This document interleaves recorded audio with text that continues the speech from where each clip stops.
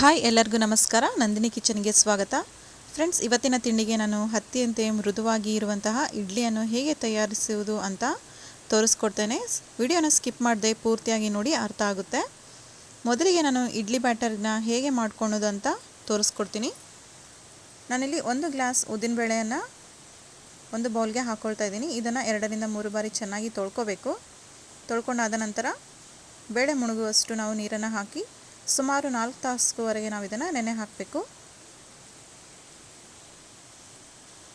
ಅದೇ ಗ್ಲಾಸಿಂದ ನಾನು 3 ಗ್ಲಾಸ್ ಇಡ್ಲಿ ರವೆನ ತೊಗೊಳ್ತಾ ಇದ್ದೀನಿ. ಅದನ್ನು ಸಹ ಹಾಕ್ಕೊಂಡು ಚೆನ್ನಾಗಿ ನಾವು 1ರಿಂದ 2 ಬಾರಿ ತೊಳ್ಕೊಬೇಕಾಗುತ್ತೆ. ರವೆ ಮುಳುಗುವಷ್ಟು ನೀರನ್ನು ತೊಗೋಬೇಕು. ನೋಡ್ತಾ ಇದ್ದೀರಲ್ಲ, ಇಷ್ಟು ಸಣ್ಣ ರವೆ ತೊಗೊಂಡ್ರೆ ನಿಮ್ಮ ಇಡ್ಲಿ ತುಂಬ ಸಾಫ್ಟಾಗಿ ಬರ್ತವೆ. ರವೆ ಮುಳುಗುವಷ್ಟು ನೀರನ್ನು ಹಾಕ್ಕೊಂಡು ನೀರನ್ನೆಲ್ಲ ಚೆನ್ನಾಗಿ ಬಸ್ಕೋಬೇಕು. ಬಸ್ಕೊಂಡಾದ ನಂತರ 2 ಗ್ಲಾಸ್ ನೀರನ್ನು ಹಾಕ್ಕೊಂಡು ಇದನ್ನು ಸಹ ನಾವು ನೆನೆ ಇಡಬೇಕಾಗುತ್ತೆ. ಮೇನ್ ಇಂಗ್ರೀಡಿಯೆಂಟ್ ಫ್ರೆಂಡ್ಸ್, ಇದು ಸಬ್ಬಕ್ಕಿ ಒಂದು ಚಿಕ್ಕ ಬೌಲಲ್ಲಿ ತೊಗೊಳ್ತಿದ್ದೀನಿ. ಇದನ್ನು ಒಂದು ಬಟ್ಲಿಗೆ ಹಾಕ್ಕೊಂಡು ನೀರನ್ನು ಹಾಕಿ ಇದನ್ನು ಚೆನ್ನಾಗಿ ತೊಳ್ಕೊಬೇಕು. ಇಡ್ಲಿಗೆ ನಾವು ಸಬ್ಬಕ್ಕಿ ಹಾಕೊಳ್ಳೋದ್ರಿಂದ ತುಂಬ ಸ್ಪಾಂಜಿಯಾಗಿ ಸಾಫ್ಟಾಗಿ ತುಂಬ ಚೆನ್ನಾಗಿ ಇಡ್ಲಿ ರೆಡಿ ಆಗ್ತವೆ ಫ್ರೆಂಡ್ಸ್. ಅದಕ್ಕಾಗಿ ನಾನು ಸಬ್ಬಕ್ಕಿಯನ್ನು ಯೂಸ್ ಮಾಡ್ತಾಯಿದ್ದೀನಿ. ನೀವು ಒಂದ್ಸಲ ಈ ಮೆಥಡಲ್ಲಿ ಟ್ರೈ ಮಾಡಿ. ಖಂಡಿತವಾಗಿ ನಿಮ್ಮ ಇಡ್ಲಿ ಸಹ ತುಂಬ ಸಾಫ್ಟಾಗಿ ಸ್ಪಾಂಜಿಯಾಗಿ ಬರ್ತವೆ. ನೋಡ್ತಾ ಇದ್ದೀರಲ್ಲ, ಇವಾಗ 4 ತಾಸು ಅಥವಾ 5 ತಾಸು ಬೇಳೆಗಳು ನೆನ್ಕೊಂಡಿದೆ. ಸಬ್ಬಕ್ಕಿಯೂ ಸಹ ನಾವು ನೀರನ್ನು ಹಾಕ್ಕೊಂಡಿರೋದೆಲ್ಲ ಚೆನ್ನಾಗಿ ಹೀರ್ಕೊಂಡು ಈ ಥರ ಉಪ್ಕೊಂಡಿದೆ. ಈ ಥರ ನೆನೆಬೇಕು. ಸಬ್ಬಕ್ಕಿಯೂ ಸಹ ನಾವು ನೆನೆಸಿಟ್ಕೊಂಡಿರುವಂತಹ ರವೆಯೂ ಸಹ ತುಂಬ ಸಾಫ್ಟಾಗಿ ನೆಂದಿದೆ. ಇವಾಗ ಇದನ್ನು ನಾವು ಮಿಕ್ಸಿಗೆ ಹಾಕೊಳ್ಳೋಣ.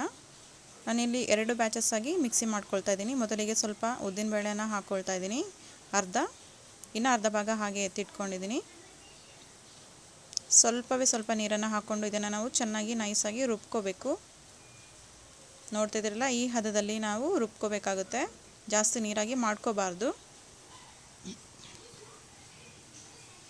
ಇವಾಗ ಒಂದು ದೊಡ್ಡ ಪಾತ್ರೆಗೆ ನಾನು ರುಬ್ಕೊಂಡಿರುವಂತಹ ಉದ್ದಿನಬೇಳೆಯ ಪೇಸ್ಟನ್ನು ಇದಕ್ಕೆ ಹಾಕ್ಕೊಳ್ತಾ ಇದ್ದೀನಿ, ಮಿಶ್ರಣವನ್ನು.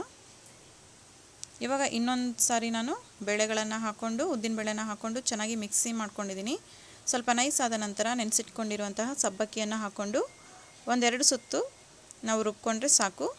ಇದನ್ನು ಸಹ ಒಂದು ನಾನು ಪಾತ್ರೆಗೆ ಹಾಕ್ಕೊಳ್ತಾ ಇದ್ದೀನಿ. ಪಾತ್ರೆಗೆ ಹಾಕ್ಕೊಂಡಾದ ನಂತರ ನಾವು ನೆನೆಸಿಟ್ಕೊಂಡಿರುವಂತಹ ರವೆಯ ನೀರನ್ನು ನಾವೆಲ್ಲ ಚೆನ್ನಾಗಿ ಹಿಂಡಿಕೊಂಡು ರವೆ ಮಾತ್ರ ನಾವು ಉದ್ದಿನಬೇಳೆ ಮಿಶ್ರಣಕ್ಕೆ ಹಾಕ್ಕೋಬೇಕು. ನಾವು ವಿಡಿಯೋದಲ್ಲಿ ತೋರಿಸ್ತಿರೋ ಹಾಗೆ ನೀವು ಮಾಡ್ಕೊಳ್ಳಿ. ಲಾಸ್ಟಿಗೆ ಫ್ರೆಂಡ್ಸ್, ರವೆ ಹಿಂಡ್ಕೊಳ್ಳಿಕ್ಕೆ ತುಂಬ ಕಷ್ಟ ಆಗ್ತಿದೆ ಅಂತಂದಾಗ ಲಾಸ್ಟ್ ಸ್ಟೇಜಲ್ಲಿ ರವೆ ಮತ್ತು ನೀರನ್ನು 2 ಸಹ ನೀವು ಹಾಕ್ಕೋಬೋದು. ನೀರನ್ನೆಲ್ಲ ಚೆನ್ನಾಗಿ ಬಸ್ಕೊಳ್ಳಿ. ಎಷ್ಟಾಗುತ್ತೋ ಅಷ್ಟು ಬಸ್ಕೊಂಡಾದ ಮೇಲೆ ರವೆ ಸಮೇತ ನೀವು ನೀರನ್ನು ಸಹ ಹಾಕ್ಕೋಬೇಕು. ಈ ಥರ ಒಂದೇ ಡೈರೆಕ್ಷನಲ್ಲಿ ನಾವು ಕೈಯಿಂದ ಮಿಕ್ಸ್ ಮಾಡ್ಕೋಬೇಕು. ಮಿಕ್ಸ್ ಮಾಡ್ಕೊಂಡಾದ ನಂತರ ಉಪ್ಪು, ಸೋಡಾ ಪುಡಿ ಏನೂ ಹಾಕ್ಲಾರದೆ ಇದನ್ನು ನಾವು ರಾತ್ರಿಯೆಲ್ಲ ಫರ್ಮೆಂಟೇಷನ್ ಆಗಲಿಕ್ಕೆ ಬಿಡಬೇಕಾಗುತ್ತೆ. ಇವಾಗ ನೆಕ್ಸ್ಟ್ ಡೇ ತೋರಿಸ್ತಾ ಇದ್ದೀನಿ. ನೋಡ್ತಾ ಇದ್ದೀರಲ್ಲ, ನಾವು ಹಾಕ್ಕೊಂಡಿರೋ ಹಿಟ್ಟು ತುಂಬ ಕಡಿಮೆ ಹಾಕ್ಕೊಂಡಿದ್ವಿ. ಇವಾಗ ತುಂಬ ಚೆನ್ನಾಗಿ ಫರ್ಮೆಂಟೇಷನ್ ಆಗಿದೆ. ನಾವು ಹಾಕ್ಕೊಂಡಿರೋ ಪ್ರತಿಯೊಂದು ಪದಾರ್ಥಗಳು ಪರ್ಫೆಕ್ಟಾಗಿ ಹಾಕ್ಕೊಂಡಿರೋ ಕಾರಣ ಇಷ್ಟು ಚೆನ್ನಾಗಿ ಉಪ್ಕೊಂಡಿದೆ. ಈ ಥರ ಉಪ್ಕೊಂಡ್ರೆ ನಾವು ಮಾಡುವಂತಹ ಇಡ್ಲಿಗಳು ತುಂಬ ಸಾಫ್ಟಾಗಿ ಸ್ಪಾಂಜಿಯಾಗಿ ಇರ್ತವೆ. ಇದನ್ನು ಚೆನ್ನಾಗಿ ನಾವು ಒಂದೇ ಡೈರೆಕ್ಷನಲ್ಲಿ ಮಿಕ್ಸ್ ಮಾಡ್ಕೋಬೇಕು. ನೋಡ್ತಾ ಇದ್ದೀರಲ್ಲ, ನಾನು ವಿಡಿಯೋದಲ್ಲಿ ತೋರಿಸ್ತಿರೋ ಹಾಗೆ ನೀವು ಮಿಕ್ಸ್ ಮಾಡ್ಕೋಬೇಕಾಗುತ್ತೆ. ಇದನ್ನು ನಾವೆಷ್ಟು ಇಡ್ಲಿ ಪ್ಲೇಟಿಗೆ ಹಾಕ್ಕೊತೀವೋ ಅಷ್ಟು ಮಾತ್ರ ನಾವು ಒಂದು ಬೇರೆ ಬೌಲ್ಗೆ ಹಾಕ್ಕೋಬೇಕಾಗುತ್ತೆ. ಎಲ್ಲ ಹಿಟ್ಟಿಗೆ ನಾವು ಉಪ್ಪನ್ನು ಸೇರಿಸ್ಕೊಳ್ಳೋ ಹಾಗಿಲ್ಲ. ಎಷ್ಟು ಬೇಕೋ ಅಷ್ಟಕ್ಕೆ ಮಾತ್ರ ನಾವು ಹಿಟ್ಟನ್ನು ತಕ್ಕೊಂಡು ಉಪ್ಪನ್ನು ಸೇರಿಸ್ಕೋಬೇಕು. ನಾನಿಲ್ಲಿ 1.5 ಟೇಬಲ್ ಸ್ಪೂನ್ ಉಪ್ಪನ್ನು ಹಾಕ್ಕೊಂಡು ಮಿಕ್ಸ್ ಮಾಡ್ಕೊಳ್ತಿದ್ದೀನಿ. ಇದನ್ನು ಒಂದೇ ಡೈರೆಕ್ಷನಲ್ಲಿ ಚೆನ್ನಾಗಿ ಮಿಕ್ಸ್ ಮಾಡ್ಕೊಳ್ತಾ ಇದ್ದೀನಿ. ಮಿಕ್ಸ್ ಮಾಡ್ಕೊಂಡ್ಮೇಲೆ ಒಂದು ಇಡ್ಲಿ ಪ್ಲೇಟಿಗೆ ಎಣ್ಣೆನ ಸವರ್ಕೊಂಡಾದ್ಮೇಲೆ ಹಿಟ್ಟನ್ನು ಹಾಕ್ಕೋಬೇಕಾಗುತ್ತೆ. ತುಂಬ ಹಾಕ್ಕೋಬಾರ್ದು. ನಾವು ವಿಡಿಯೋದಲ್ಲಿ ತೋರಿಸ್ತಿರೋ ಹಾಗೆ ನಿಮ್ಮ ಪ್ಲೇಟ್ಸ್ಗೂ ಸಹ ಇಡ್ಲಿನ ಹಾಕ್ಕೊಳ್ಳಿ. ತುಂಬ ಮಾತ್ರ ಹಾಕ್ಕೋಬೇಡಿ. ಅದೇ ರೀತಿಯಾಗಿ ನಾನು ಎಲ್ಲ ಪ್ಲೇಟ್ಸ್ಗಳು ಸಹ ಇಡ್ಲಿ ಹಿಟ್ಟನ್ನು ಹಾಕ್ಕೊಳ್ತಾ ಇದ್ದೀನಿ.